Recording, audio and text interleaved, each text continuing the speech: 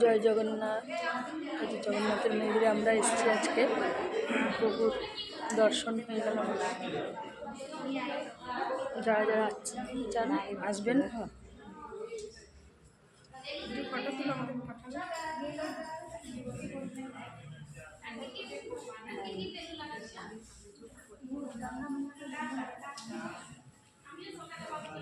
তুমি এমন করে ভিডিও করো না, আমাকে দিবে মাথা।